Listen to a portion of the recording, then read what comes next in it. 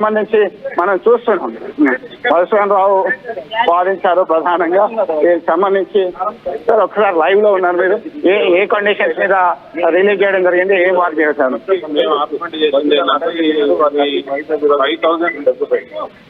చెప్పండి పర్వాలేదు. ఈ పోలీస్ వారి ఆర్గ్యుమెంట్ ఏంటంటే ఈయన రిపీటెడ్ గా ఇదే క్రైమ్స్ చేస్తుండు, రిమాండ్ చేయాలని వాళ్ళు ఆర్గ్యుమెంట్ చేశారు.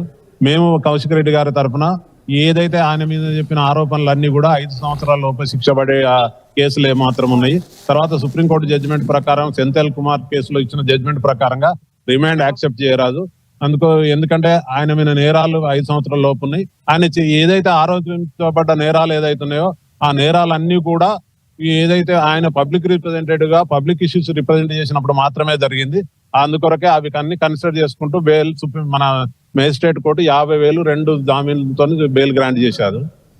అంటే ఒక ప్రొవోక్ చేసినట్టుగా 351, 352 ఉంది, 126 ఉంది. ఇవన్నీ సెక్షన్లను పరిశీలిస్తే మోర్ దాన్ 7 years అంటే వాళ్ళు ఏదైతే సెక్షన్స్ ఉన్నాయో ఆ సెక్షన్స్ ఏదైతే ఆరోపణ చేసిందో ఆరోపణ ప్రకారం 7 years అబౌవ్ సెక్షన్ 7 years లోపల సెక్షన్లు ఉన్నాయి. అది మా వాదనలు కన్సిడర్ చేసి బెయిల్ గ్రాంట్ చేసి మొత్తం మీద వాదనలు చేసిన తర్వాత బెయిల్ గ్రాంట్ చేశారు. ఈ సెక్షన్ అన్ని కూడా బిలో 7 years కాబట్టి ప్రజా సమస్యల కోసం ప్రయత్నం చేస్తూ ప్రశ్నిస్తున్నాడు కాబట్టి ఇవన్నీ కూడా కన్సిడర్ చేయాలని అప్పీల్ చేశారు.